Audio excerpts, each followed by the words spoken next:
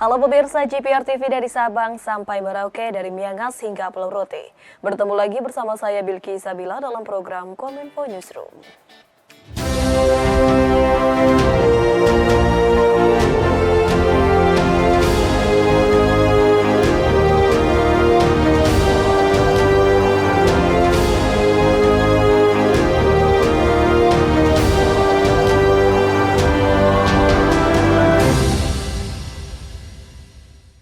Inilah Kominfo Newsroom selengkapnya.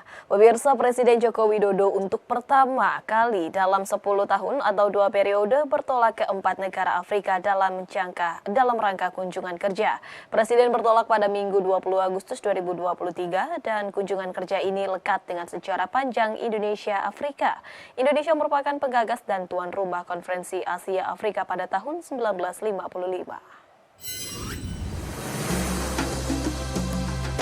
Presiden Republik Indonesia Joko Widodo bertolak menuju 4 negara di Afrika dan menjadi kunjungan pertamanya sebagai Presiden ke kawasan Afrika. Dalam keterangan pers di Bandara Internasional Kuala Namu, Sumatera Utara pada Minggu, Presiden Republik Indonesia mengatakan, kunjungan ke benua Afrika dilakukan karena Indonesia dan Afrika memiliki hubungan historis yang panjang. Mengingat Indonesia adalah penggagas dan tuan rumah Konferensi Asia Afrika pada tahun 1955 di Bandung yang berperan penting dalam melahirkan gerakan non-blok. Presiden Joko Widodo menjelaskan alasan mengunjungi 4 negara di Afrika, terutama Kenya dan Tanzania, telah membuka kantor kedutaan besarnya di Jakarta pada tahun lalu. Sementara itu, Mozambik adalah negara Afrika pertama di mana Indonesia memiliki preferential trade agreement. Indonesia juga berperan penting dalam melahirkan gerakan non-blok saat itu, dan spirit Bandung inilah yang akan saya bawa dalam kunjungan ke Afrika dengan memperkokoh solidaritas dan kerjasama di antara negara-negara The Global South. Usai mengunjungi negara di Afrika, Presiden juga menghadiri undangan KTT BRICS yang merupakan kelompok negara-negara berkembang terdiri atas Brazil, Rusia, India, China, dan Afrika Selatan yang melakukan berbagai pertemuan bilateral dengan kepala-kepala negara lainnya di sela-sela KTT BRICS. Pada Minggu 20 Agustus 2023, pukul 15.15 waktu setempat atau 19.15 waktu Indonesia Barat, Presiden Joko Widodo tiba di Bandar Udara Internasional Jomo Kenyatta, Nairobi, Republik Kenya. Di Kenya, Presiden Republik Indonesia diagendakan bertemu dengan Presiden Republik Kenya William Ruto untuk menggelar pertemuan bilateral guna meningkatkan hubungan kerjasama antar kedua negara. Di hadapan para peserta Digital Economy Minister Meeting G20 di India, Menkominfo Budi Ari menyatakan Indonesia siap untuk mendukung penuh kolaborasi negara anggota G20 dalam transformasi digital. Sebanyak 3 isu prioritas infrastruktur digital dibahas di dalamnya.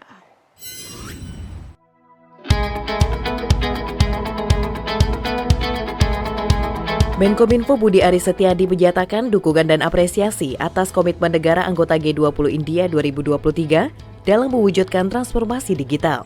Komitmen perwujudan transformasi digital tercermin dari pembahasan 3 isu prioritas, yakni infrastruktur digital publik, ekonomi digital yang aman dan tangguh, serta keterampilan digital untuk angkatan kerja masa depan. Menkominfo Budi menilai presidensi G20 India mendorong terciptanya pertukaran pengetahuan dalam infrastruktur digital. Pasalnya, infrastruktur digital berperan penting dalam pengembangan ekonomi digital yang membuka peluang bidang pekerjaan baru, pertumbuhan ekonomi dan kemakmuran, dan tantangan baru. Sebagai anggota Troika, Indonesia mendukung inisiasi pembahasan isu keamanan di sektor ekonomi digital. Menkominfo mengatakan, hal itu dapat memastikan keselamatan dan keamanan ketahanan ekonomi digital. Dalam presidensi G20 India, Menkominfo juga mendukung diskusi pengembangan keterampilan digital. Pemerintah Indonesia bahkan mendukung investasi berupa pendidikan dan pelatihan digital, dengan tujuan agar masyarakat bisa menangkap dan memanfaatkan peluang dari transformasi digital saat ini.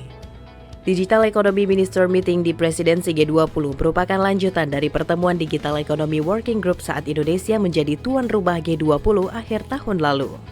Sebanyak 9 negara anggota G20 dan 7 perwakilan organisasi internasional hadir dalam Digital Economy Minister Meeting Presidensi G20 India. Jelang penyelenggaraan konferensi tingkat tinggi ASEAN pada 5 hingga 7 September 2023, Kementerian Pendayagunaan Aparatur Negara dan Reformasi Birokrasi merilis surat edaran terkait aturan work from home bagi ASN di Jakarta. Surat edaran tersebut ditandatangani Menteri Pan-RB dalam rangka mendukung kelancaran persiapan dan penyelenggaraan KTT ke-43.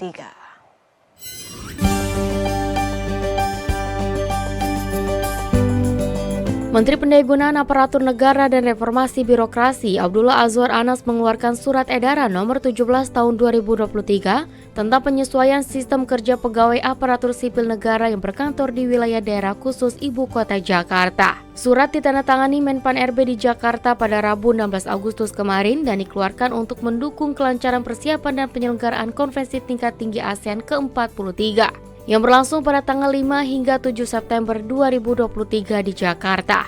Adapun hari dan jam kerja ASN DKI Jakarta yang berlaku dalam surat edaran tersebut berpedoman pada Peraturan Presiden atau Perpres nomor 21 tahun 2023 tentang hari kerja dan jam kerja instansi pemerintah. Surat edaran mengimbau agar pejabat pembina kepegawaian PPK pada instansi pemerintah daerah di wilayah DKI Jakarta dapat melakukan penyesuaian sistem kerja ASN selama masa persiapan dan penyelenggaraan KTT ASEAN pada tanggal 28 Agustus hingga 7 September 2023. Dalam lampiran surat edaran disebutkan persentase work from home paling banyak 50% dan persentase 50% work from office. Sama dengan atau lebih dari 50% untuk layanan administrasi pemerintahan dan layanan dukungan pimpinan. Sementara itu untuk layanan pemerintahan yang berhubungan langsung dengan layanan masyarakat, seperti kesehatan, keamanan dan ketertiban, logistik, penanganan bencana dan lainnya diberlakukan WFO 100%. Pemirsa, pertemuan Asian Economic Minister ke-55 yang dilaksanakan di Semarang, Jawa Tengah berhasil mencapai 5 kesepakatan. Pertemuan ini dihadiri oleh 10 Menteri Ekonomi ASEAN kecuali Myanmar, Menteri Perdagangan dan Industri Timur Leste, serta Sekretaris Jenderal ASEAN.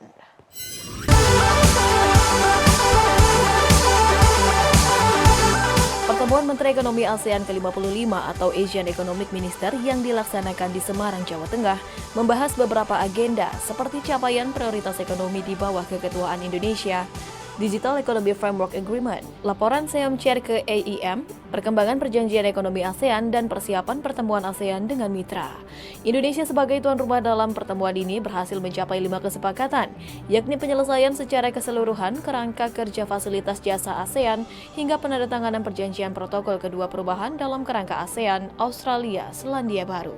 3 capaian lain yakni pengesahan studi terkait persetujuan kerangka kerja ekonomi digital ASEAN, pengesahan deklarasi menteri terkait kerangka kerja inisiatif industri berbasis proyek di ASEAN, dan pengesahan kerangka acuan kerja dari pembentukan unit pendukung RCEP. Pada dasarnya Indonesia mencanangkan 7 capaian prioritas dalam AEM ke-55, namun Menteri Perdagangan Republik Indonesia Zulkifli Hasan menyebut 2 capaian prioritas lainnya tersebut ditargetkan selesai pada akhir tahun 2023, yakni implementasi secara penuh surat keterangan asal elektronik melalui Asian Single Window dan finalisasi peta jalan harmonisasi standar untuk mendukung implementasi dari pembangunan berkelanjutan.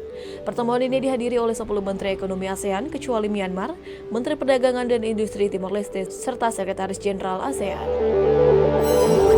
Pemirsa, usai jeda kami akan kembali dengan informasi lainnya. Tetaplah bersama kami dalam Kominfo Newsroom.